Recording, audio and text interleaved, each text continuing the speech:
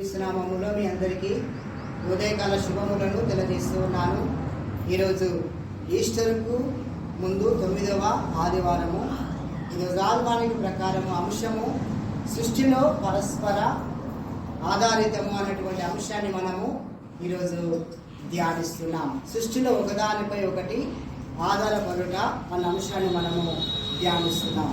సృష్టి మనకు విడదీయరానటువంటి బంధము మనకు ఉన్నది. ఈ సృష్టి కంటే ముందు ఎవరున్నారు?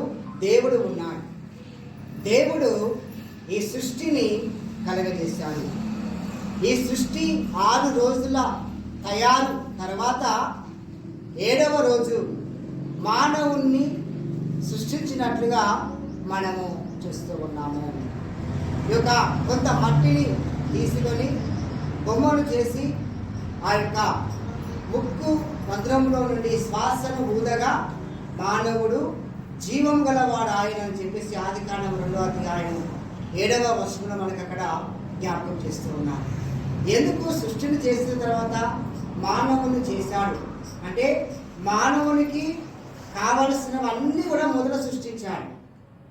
ఈ యొక్క భూమి, నింగి, నేల, చెట్టు, చేమ, నీరు, సముద్రాలు, సూర్యుడు, చంద్ర, నక్షత్రాలు, అలాగే మానవుడు తినేటువంటి ఆహార పదార్థాలు, కట్టుకోవడానికి వస్త్రాలు, ఈ భూమి జీవనోపాధి నిమిత్తం సమస్తాన్ని మానవునికి కావలసినవన్నీ కూడా దేవుడు మానవుల కొరికే సృష్టించినట్టుగా మనం చూస్తున్నాం. ఎందుకంటే మనిషి సంఘజీవి, మానవుడు ఒంటరిగా జీవించలేడు. ఒంటరిగా జీవిస్తే ఎక్కువ కాలం జీవించలేరు. మానవుడు సంఘములో, సమాజంలో, వ్యక్తుల మధ్య జీవించాలి. మానవుడు బంధాలు కలిగి ఉన్నాడు. ఆ యొక్క బంధాలలో, ఆ యొక్క సమాజంలో నివసించినటువంటి ఆ యొక్క వ్యక్తి కనుక మానవుడు జీవించడానికి యొక్క సృష్టి అనేది చాలా అవసరము. మానవులే కాదు, ఈ భూమిపై ప్రాణులు ఉన్నాయి. ఈ యొక్క భూమిపై 1 కోటి ప్రాణులు ఈ భూమి మీద ఉన్నాయని చెప్పేసి శాస్త్రవేత్తలు మనం జ్ఞాపకం చేస్తూ ఉన్నారు. 1 కోటి పైన ఆ యొక్క ప్రాణులు ఈ భూమిపై ఉన్నాయని చెప్పేసి. కానీ అన్నిటికంటే కూడా మానవుడు తన పోలికలో సృష్టింపబడ్డాడు. అన్నిటిపై సర్వాధికారాన్ని దేవుడు మానవులకు ఇచ్చి ఉన్నాడు. ప్రేమైనటువంటి దేవుడు. అందుకొరకే మానవునికి దేవుడు అవసరము, మానవునికి సృష్టి అవసరము, మానవునికి సృష్టిలో ఉన్న జీవరాశులు అవసరము, మానవునికి సృష్టిలో ఉన్న ఫలాలు అవసరము, మానవునికి సృష్టి యొక్క ప్రకృతి అవసరము, మానవునికి సృష్టిలో బంధాలు, బాంధవ్యాలు అవన్నీ కూడా అవసరమై ఉన్నట్లుగా మనము చూస్తూ ఉన్నాము. అందుకొరికి దేవుడు మానవుణ్ణి సృష్టించినట్లుగా చూస్తున్నాం. సృష్టి ఉండి మానవుడు లేకపోయినా సృష్టి వ్యర్థమే. ఈ యొక్క మానవుడు ఉండి సృష్టి లేకపోయినా జీవించడము, మానవుని యొక్క మనుగడ కష్టమే. అందుకొరికి ఈ రెండింటిని కూడా దేవుడు సృష్టించాడు. ఒకదాని మీద ఒకటి ఆధారపడి జీవిస్తూ ఉన్నాయి. జీవనం అనేది కొనసాగుతున్నట్లుగా మనము చూస్తూ ఉన్నాం. ఇక ఉత్తర పవిత్ర కీర్తన మనం చూస్తే 104వ కీర్తనలో 104వ సంకీర్తన 26వ వచనం మనం చూస్తే అక్కడ అంటూ ఉన్నాడు, అందులో ఉన్నటువంటి ఓడలు నడుచుచూ ఉన్నవి అని చెప్పేసి అక్కడ మనకు జ్ఞాపకం చేస్తున్నాం. అంటే దానంతటా అదే నాలుటకును నీవు నిర్మించినటువంటి మకరములు ఉన్నవి అని చెప్పేసి అక్కడ జ్ఞాపకం చేస్తున్నాం. అంటే దేవుడు నిర్మించినటువంటి ఆ నిర్మాణములో మకరములు ఉన్నవి, అందులో ఓడలు అవి నచ్చుచున్నవి అని చెప్పేసి అక్కడ మనకు జ్ఞాపకం చేస్తూ తగిన కాలమున నీవు వాటికి ఆహారం ఇచ్చేదవని, సృష్టిలో ప్రాణులు దేవుని దయ కోరుచున్నవి అని చెప్పేసి అక్కడ జ్ఞాపకం చేస్తున్నాను. సృష్టిలో ఉన్న ప్రతి ప్రాణి కూడా దేవుని దయ వల్లనే బ్రతుకుతున్నాయి. దేవుని దయ వల్ల పోషింపబడుతున్నాయి. దేవుని దయ వల్ల ఈ సృష్టిలో ఉన్నటువంటి ప్రతి ప్రాణి యొక్క మనుగడ కొనసాగుతుంది, బ్రతుకుతున్నాయి, పోషింపబడుతున్నాయని చెప్పేసి మనకు అక్కడ జ్ఞాపకం చేస్తూ ఉన్నారు. కనుక మంచి వాటినే ఇస్తున్నాడు దేవుడు. మంచి వాటినే ఇచ్చి మనల్ని ఈ ప్రాణులను తృప్తిపరుస్తూ ఉన్నాడు అని చెప్పేసి 104వ కీర్తన 28లో మనకు అక్కడ జ్ఞాపకం చేస్తూ ఉన్నాను. ఇక స్వార్థ పాఠాన్ని మనం చూసినట్లయితే మత్తయి స్వార్థ 13వ అధ్యాయము మొదటి 9 వచనాలు చదవగా మనము విని ఉన్నాం. అక్కడ యేసు ప్రభు యొక్క చక్కని ఉపమానాన్ని మనకు అక్కడ జ్ఞాపకం చేస్తున్నారు. యేసయ్య సుదీర్ఘమైనటువంటి ఉపన్యాసాలు ఇవ్వలేదు. ప్రజలకు అర్థమయ్యేలా చదువు రానటువంటి ప్రజలకును, వ్యవసాయం చేస్తున్నటువంటి ప్రజలకును, కూలి పని చేస్తున్నటువంటి ప్రజలకును వారు అర్థమయ్యే విధంగా కథల ద్వారా, ఉపమానాల ద్వారా, సామెతల ద్వారా ఎన్నో బోధన చేశారు. అదే ఈనాటి ఉపమానం ఏమిటి అంటే విత్తువాని యొక్క ఉపమానాన్ని మనము ధ్యానిస్తున్నాం. ఈ విత్తువాని యొక్క ఉపమానము మత్తయి సువార్త 13వ అధ్యాయము మొదటి 9 వచనాలలో చూస్తున్నాం. అలాగే 3 సువార్తలు చూస్తున్నాం. మత్తయి సువార్తలో చూస్తున్నాం, మార్కు సువార్త 4వ అధ్యాయంలో మనం మొదటి 9 వచనాలు చూస్తున్నాం. అలాగే లూకా సువార్త 8వ అధ్యాయము 4 నుండి 8 వచనాలను మనం చూస్తున్నాం. అంటే ఈ 3 సువార్థికులు ఈ ఉపమానానికి ప్రాధాన్యత ఇచ్చి వారు రాయడం మనం అక్కడ చూస్తున్నాం. అంటే మన సాంప్రదాయం ప్రకారము నాగలతో భూమి దున్నిన తర్వాత ఆ యొక్క సాగు చేసిన తర్వాత విత్తనాలు మనము వేస్తాం. కానీ పాలస్తీనా దేశంలో అలా కాదు.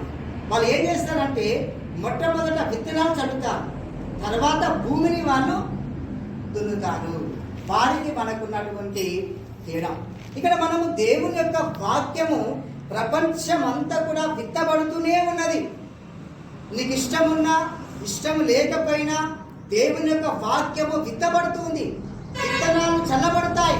అలాగే దేవుని యొక్క వాక్యము కూడా విత్తబడుతూనే ఉంటుంది. ప్రపంచం అంతా కూడా ఎవరు వద్దన్నా, ఎవరు కావాలన్నా, ఎన్ని ఆటంకాలు వచ్చినా, ఎన్ని ఇబ్బందులు వచ్చినప్పటికీ ఈ ప్రపంచంలో అంతా కూడా దేవుని యొక్క సువార్త అందబడుతూనే ఉంటుంది, బోధించబడుతూనే ఉంటుంది. చెప్పేవారు చెప్తూనే ఉంటారు, వినేవారు వింటారు, వినని వారు వినరు. ప్రేమైనటువంటి పేరుకుంటారా? అందుకొరకు ఇక్కడ ఉపమానం మనం చూస్తున్నాం. యేసయ్య ఇంటి నుండి బయటికి వెళ్ళగా అనేక మంది జన సమూహము ప్రభు దగ్గరికి కూడి వచ్చి ఉన్నారు. ఆయన దోణికి కూర్చుండేను. ఆ జనులందరూ కూడా ఆ ధరిని నిలిచి ఉండగా ఆయన ఉపమాన రీతిగా వారికి బోధించండి. హృదయమ్మ, యేసయ్య ఎక్కడ ఉంటే అక్కడికి ప్రజలు తండోపతండాలుగా వచ్చారు కదా. చాలా మంది ప్రజలు వచ్చారు యేసుక్రీస్తు దగ్గరికి. ఆయన బోధలు అంతగా ప్రజలు ఆకట్టుకున్నాయి. ఆయన బోధలు అంటే అంతమంది ప్రజలకి చాలా ఇష్టము.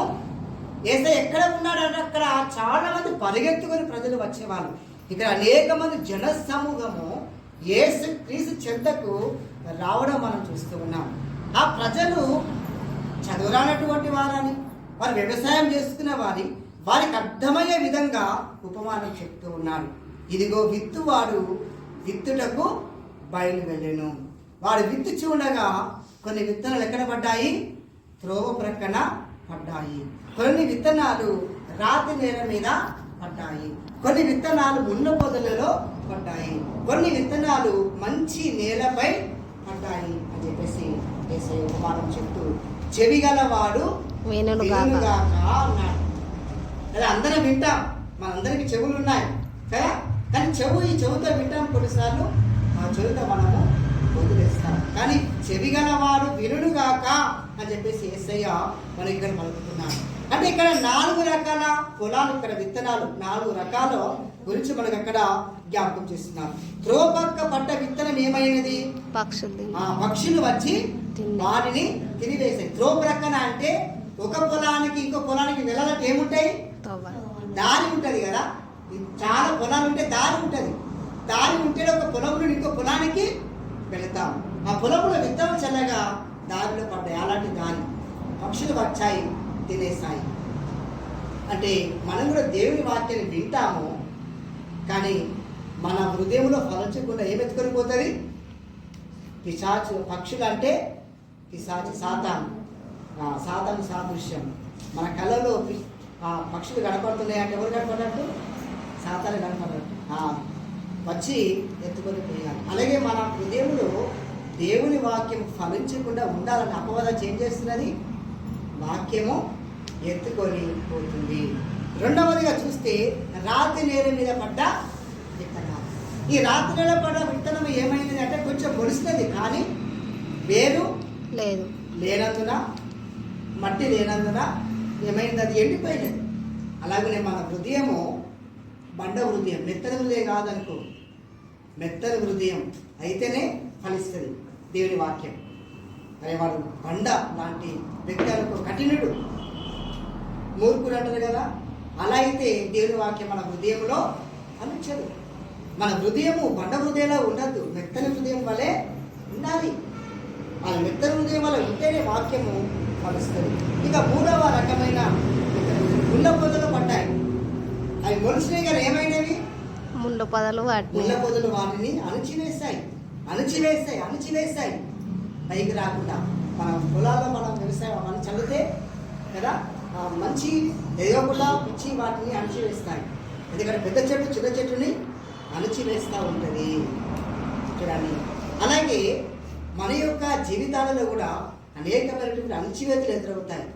మనుషులు కొన్నిసార్లు మనల్ని ఎదగకుండా అణిచివేసేవారు ఉంటారు. అలాగే వ్యక్తులు మనల్ని అణిచివేస్తారు. ధన వ్యామోహం, ప్రభు చెప్పారు, ధన వ్యామోహం మిమ్మల్ని అణిచివేస్తుంది. ఈ ఐహికమైన విచారం మిమ్మల్ని అణిచివేస్తుంది అని చెప్పేసి ప్రభు జ్ఞాపకం చేస్తాడు. ఇక మంచి నేలపై పడ్డ విత్తనాలు ఏమయ్యాయి, కొన్ని నూరంతలుగా ఫలించాయి, కొన్ని ఫలించాయి, కొన్ని 30 అంతలుగా ఫలించాయి. చూడండి, ఇక్కడ అందరికీ దేవుని వాక్యం విత్తబడింది కదా. త్రోపక్కన పడ్డ విత్తనానికి దేవుని వాక్యము అందింది, రాతి నిలబడ్డ విత్తనానికి దేవుని వాక్యము అందింది, ముళ్ళ పొదలో పడ్డ విత్తనానికి దేవుని వాక్యం అందింది, మంచి నీళ్ళలో పడ్డ విత్తనానికి కూడా దేవుని వాక్యము అందింది. కానీ ఎవరు ఫలించారంటే మంచి నేల మీద పడ్డ విత్తనము ఫలించింది. ఆ నేలే మన యొక్క హృదయమై ఉన్నది. మన హృదయం ఎలా ఉండాలి, మంచి హృదయం ఉండాలి. నేల మంచి నేల ఉంటేనే పంట పడుతుంది. అలాగే ఈ దేవుని యొక్క వాక్యము ఫలించాలంటే మన హృదయము మంచి హృదయం వలె ఉండాలి, అప్పుడే ఫలిస్తుంది. ఎంత అంటే 100 కావచ్చు, 60 కావచ్చు, 30 కావచ్చు, 40 కావచ్చు, అది ఎంతో ఫలింపు అనేది, ఆ ఫలం అనేది కనిపిస్తుంది ప్రియమైనటువంటి దేవుని బిడ్డలు. అందుకొరికి ఇక్కడ ఫలించని వాళ్ళంతా ఏమైనా వాళ్ళు గ్రహించని వాళ్ళంతా మనం చూస్తాం. మత్తయి సువార్త 13వ అధ్యాయము 19 మనం చూస్తే అక్కడ మనం జ్ఞాపకం చేస్తూ ఉన్నాం. వారు గ్రహించని వాళ్ళు 13-19 ఎవడైనను రాజ్యమును గురించిన వాక్యము వినియు గ్రహింపక ఉండగా దుష్టుడు వచ్చి వారి హృదయంలో విత్తబడిన దానిని ఎత్తుకొని పోవును. చూడని ప్రేమైనటువంటి నా దేవుని యొక్క బిడ్డలారా, గ్రహింపకుండడమే. మనం గ్రహించకుండా ఉన్నట్లయితే వాక్యము ఎత్తుకొని పోతున్నది.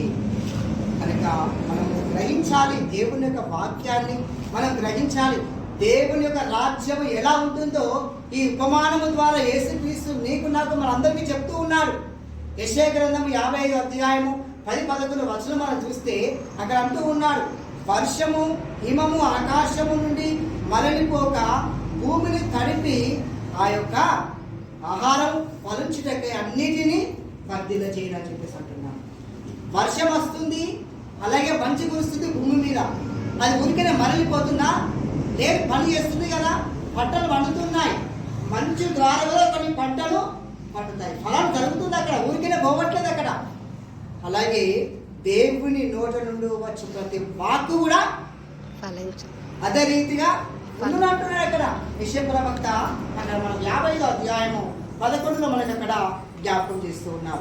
అలాగే ద్వితీయోపదేశకాండము 32వ అధ్యాయము 1 వచనాలు మనం చూస్తే అక్కడ ఆకాశ మండలమా చెవి యొక్కము అని చెప్పేసి అక్కడ మనం జ్ఞాపకం చేస్తుంది. అంటే ఇంకా చెవి యొక్కి విను, గ్రహించు అని చెప్పేసి అక్కడ మనకు జ్ఞాపకం చేస్తుంది. కనుక యాకోబు రాసిన పత్రిక 1:21 మనం చూస్తే అక్కడ అంటూ ఉన్నాడు, ఆత్మలు రక్షించు సాత్వికం కలిగి దేవుని యొక్క వాక్యం మీరు ఆలకించండి అంటున్నాడు. మీరు ఆత్మను రక్షించే వారిగా, మీ ఆత్మ రక్షింపబడాలంటే ఎలా ఉండాలంటే సాత్వికము కలిగి ఆలకించాలి అని చెప్పేసి అక్కడ మనం జ్ఞాపకం చేస్తాం. కనుక అలా సాత్విక మనసు కలిగి దేవుని యొక్క వాక్యాన్ని మనం ఆలకించాలి, వినాలి, గ్రహించాలి, మనం ఫలింప చేయాలి. అట్టి కృప అటు ధన్యత దేవుడు మనకు దయచేయనుగాక. ఆమేన్. ప్రార్థించుదాము.